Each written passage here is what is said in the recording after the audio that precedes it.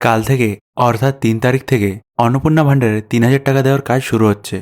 আর খবর চ্যানেল অনুযায়ী ১ তারিখ থেকে জুন মাসের ১ তারিখ থেকে অন্নপূর্ণা ভাণ্ডারের জন্য সবাই অনলাইনে অ্যাপ্লাই করতে পারবেন।